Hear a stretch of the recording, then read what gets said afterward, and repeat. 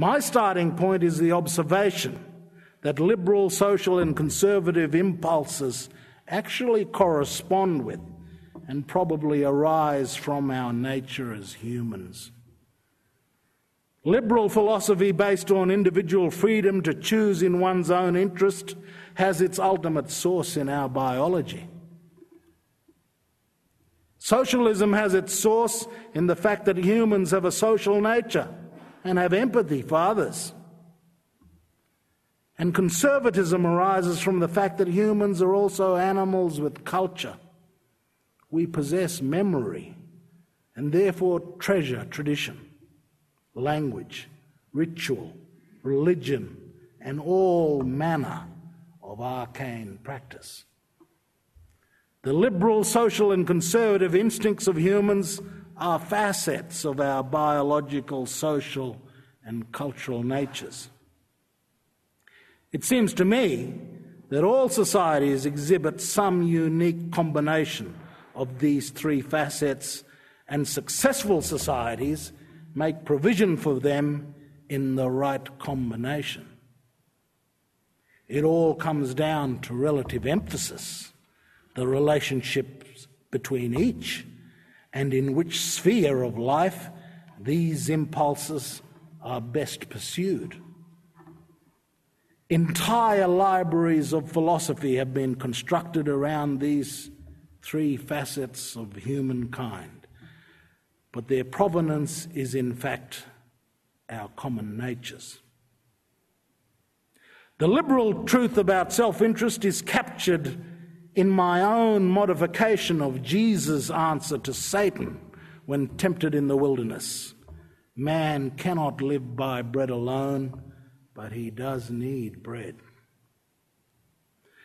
The social truth about our empathy and obligation to others might also be captured in answer to Cain's question to God when asked as to the whereabouts of his brother. We are our brother's keepers. And the conservative truth about man needing more than what the liberals and social democrats could ultimately offer is captured for me in the proper response of Jesus to Satan. Man cannot live by bread alone. If the starting point of philosophy be as innocent as I propose, then we enter the zone of political economy when class interests come into play. Class interests drive and ultimately distort each of these three facets of human nature and commandeer them to the service of those interests. Class interests therefore commandeered the human instinct for conservatism as a justification and cause for the conservation of privilege. It is therefore completely unsurprising that the inheritors of privilege have always been the upholders of conservatism, and an entire philosophy has been constructed in pursuit of this interest in conserving that privilege.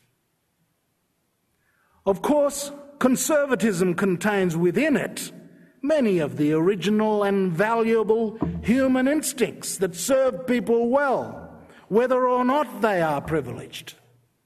Just because much conservative thought is associated with the class interests of the privileged does not make conservatism irrelevant to the unprivileged. Coming from a culture with such an ancient provenance, there should be little wonder that I am in many ways conservative.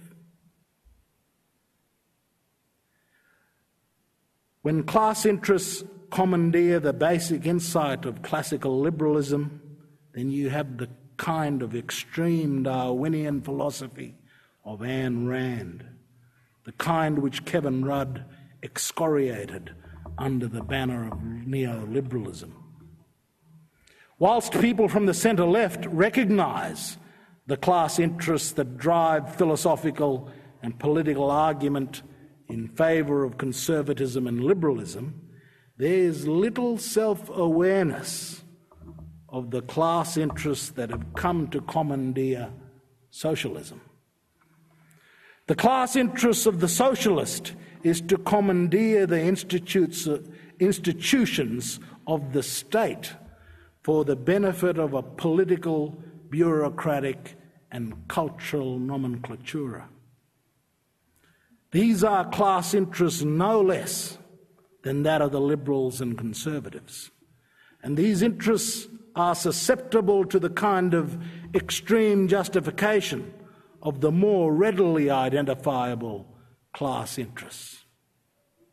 I think it important to consider the arguments of the classical liberals as well as the left's critique of that classical political economy.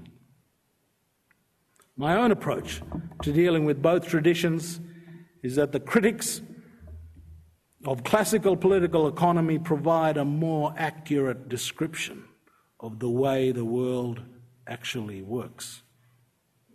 They are good for the analysis, but they are not good for the policy. The policy of the classical liberals is actually the means by which we must seek a better world. We should pursue a liberal policy whilst keeping in mind the socialist critique. The enduring contribution of the left's critique of the classical liberalism is its explanation of how class interests operate in society. Whilst the old left and right took the self-interest of the individual as a common starting point, the right ignore or deny that the interests of individuals within a class coalesce with the interests of others of their class, and they form class interests. And indeed, the old left argued that not all class interests influence the society equally with others, and some class interests are ruling interests, and these ruling interests take the form of ruling ideas. This old left analysis is unfashionable and indeed unacceptable today. It is unacceptable to the right and unfashionable to the nominal left. But it is not possible to think about how the wretched at the bottom of the societal pyramid might plot a path upwards without understanding the dynamics of class in society.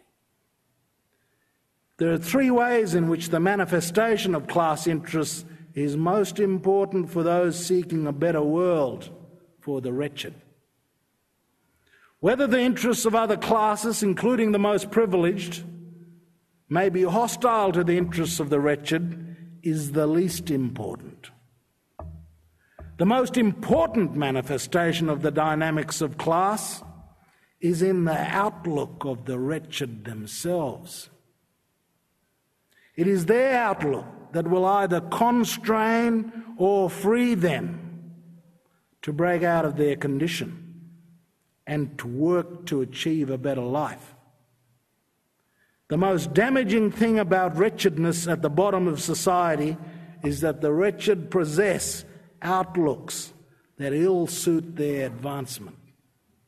Indeed, they are outlooks which are often diametrically at odds with their interests. The second most important manifestation of these class dynamics is the ideology of the middle classes who have made the condition of the poor their concern. It is this class that is often most responsible for generating, and if not generating, then reinforcing the destructive outlooks of the poor. I am talking about the progressive middle class left here. I am talking about me, and I am talking about you. It behoves us, as inheritors of the old left critique of classical liberalism, to apply the old leftist analysis of class to ourselves. We are a class, and we possess interests as individuals and as a class. No, we are not working class. My father was a member of the no equal pay working underclass. Your grandfathers may have been, but you are not. Whatever lower class solidarity you think you possess cannot be taken at face value. We must actually examine your real interests, not what you think or feel. This is not about your professed loyalties or your empathy. This is about your interests. What is your class? And what interests do you have, and how are they served? Wake up from our daydreaming. You are bourgeois. We are bourgeois. I am bourgeois. I am one member of a growing class of Indigenous Australians who are middle class, who are increasingly prosperous, and our children are getting educated, and they will attend good universities, and they will have the means to do well in ways that my parents could never have conceived of. Yet there are dynamics. Yes, there are dynamics concerning race and culture that are particular to us.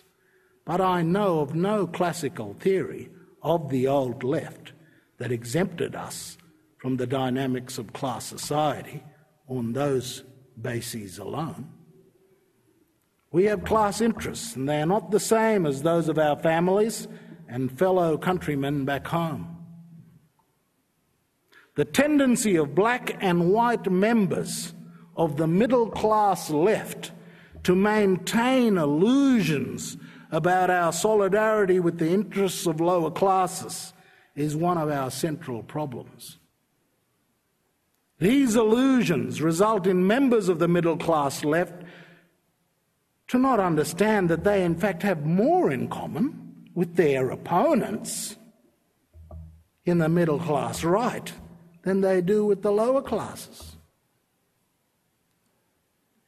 Whatever the problems with Kevin Rudd's discourse as a whole in the Monthly, his back-to-first principles attempt to articulate a Labor philosophy based on Adam Smith was coherent.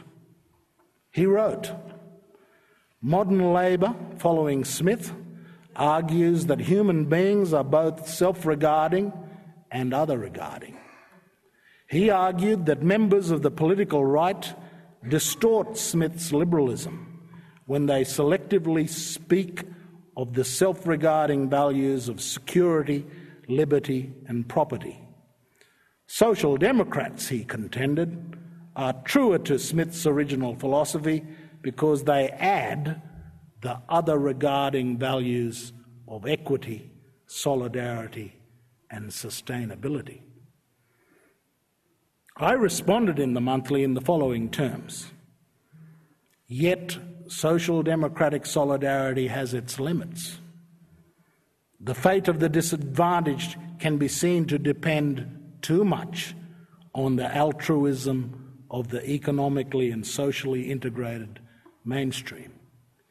We need policies that increase self-regard among the disadvantaged. To put it crassly, poor people need to become at least as self-regarding as those who are not poor. Until disadvantaged people become as self-interested as advantaged people, they will not rise above their disadvantage. Until we crank up the engine of self-interest among the underprivileged, we won't get individual and therefore social uplift. Those who are well off and who devise other-regarding policies for the disadvantaged forget that they themselves are well off because of their own self-regard. Politicians of the centre-left are particularly prone to this kind of patronising double standard. Mate, I do well with my own self-regard, thank you very much, But self-regard isn't for you. You need everyone else's other regard. And I'm in government to organise the very other regarding policies you need. The great tragedy of Kevin Rudd is that he seemed to understand that the social democratic thinking about social justice was daydreaming. In an interview with Peter Botsman's online journal, Australian Prospect, in 2006, Rudd expressed this important insight, quote, "There is a great opportunity for any member of parliament at any level of government throughout the country to become a community entrepreneur. What do I mean by that? Work within market structures or normal local community structures to achieve social outcomes that benefit the community rather than waiting for some huge, centrally driven social justice machinery to roll out one day, which will deliver nirvana in our times." Let me repeat that. Work within market structures or normal community structures to achieve social outcomes that benefit the community rather than waiting for some huge, centrally driven social justice machinery to roll out one day, which will deliver nirvana in our times. We all hope, he goes on to write, that will one day be the case, but absent that, I think we've got on our side of politics a dual responsibility to work locally as an entrepreneur to achieve community outcomes using the resources available, and then to work separately and simultaneously at a policy level to try to achieve outcomes through a change of government and overall national policy. At the time, I placed great store in Rudd's insight here. I thought that he got it. But then as Prime Minister, we have never before witnessed a more ambitious, erstwhile driver of the massive forklift of social justice than Kevin Rudd. The scale of his governmental ambition was a measure of his heart, but it was fundamentally at odds with the insight he seemed to show before he became Labor leader and before he became Prime Minister. The problem is that those who step into the big cabin of the vehicle of the country's national government and they feel the power of the massive diesel engine rumbling under the hood, start to think that this machine can be mobilised against all of the big problems in a big way. When it comes to social progress, no matter how big and powerful the engine of government might be, it is the numerous engines of self-interest that lie dormant in the breasts of the disadvantaged that must power people up the stairs of social progress. Yes, governments can and should make social investments so that people develop their capabilities. But that investment must be about enabling people to pursue their own interests, not to assume that government can be a substitute actor in the development story. The Nobel laureate Amartya Sen has been a seminal influence on our reform thinking in Cape York Peninsula. It was his articulation of the purpose of our policy that we have taken as our own for our people. We want our people to have the capabilities to choose lives they have reason to value. The capabilities to choose lives they have reason to value. Sen's great contribution was that he resolved the dialectic between liberal choice and social democratic opportunity redistribution. Sen's synthesis was the concept of capabilities. In many ways, Sen had exposed the conceit in liberal thinking. It is not just the case that choice is a power for development. In order to have real choice, Sen says that you need capabilities.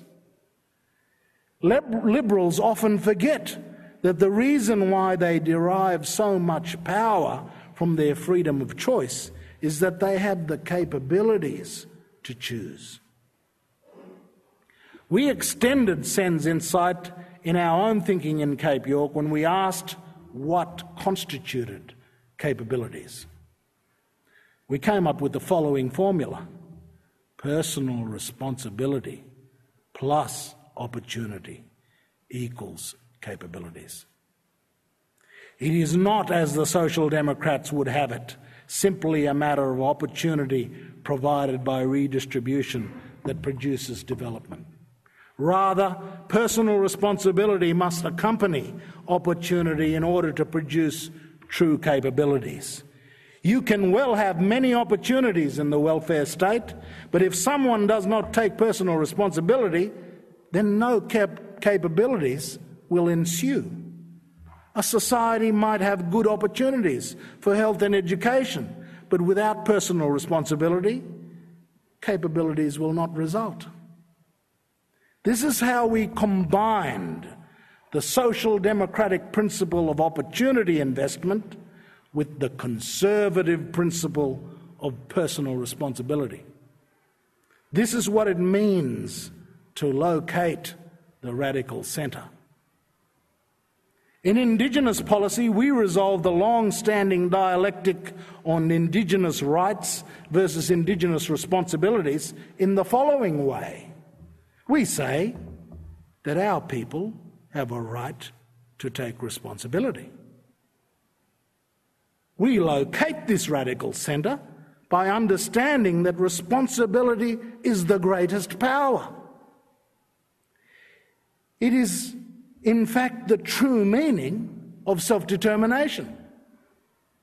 Instead of continuing the mindless contest between the idea that Indigenous rights is the true leftist agenda and Indigenous responsibilities is a rightist agenda, in Cape York we understand the unity of these apparent opposites.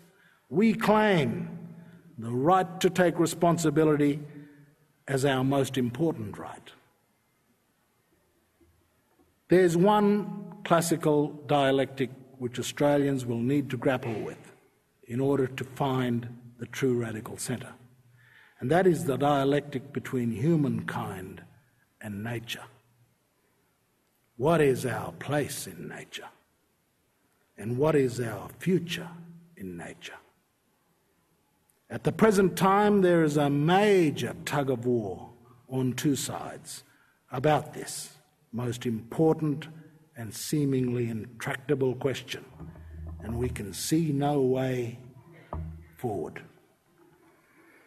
The crusade on one side of the dialectic is cast in the highest moral terms, the greatest moral challenge of our time. There's absolute righteousness on this side of the dialectic, and yet the prescriptions are fundamentally at odds with how humans choose to live. The gulf between the prescriptions for saving the planet and the behaviour of humans, between their material needs and preferences and their moral anxieties, is opening up a massive hypocrisy at the heart of humankind. We want to save the planet, but we don't want to sustain any real pain in the process. In fact, we would prefer to shift the costs to other people. The more economically advantaged we are, the greater our righteousness and willingness to mandate action. The more economically uncertain our position, the less prepared we are to compound our disadvantage. Opposed to the equally disingenuous obscurantism of the denialists, the Western environmental left is the most vehement in its moral stand, and yet least willing to bear the fair costs of their responsibility. The gulf between our self-regard and our other regard when it comes to environmental costs is as stark as ever. Western environmentalism seems to be wishing for a future where the world becomes more like Tasmania, a wilderness to sustain the spiritual needs of an advantaged class that is subsidised by another economy in a parallel universe, depopulated of its original peoples. There's too much hypocrisy from both sides of this great conflict. The Greens are taking over a large part of the tug-of-war against the Liberal Conservatives and will continue to do so. Australians have cast them in the role of being the new force of the centre-left. To John Button's grand old party, I say, those who seek social progress cannot be a party of the centre-left or the centre-right. They must be the leaders who seek the radical centre. Thank you.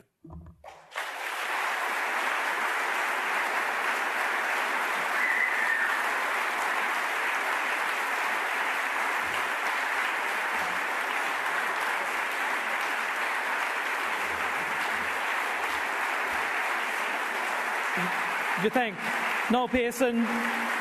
Thank you.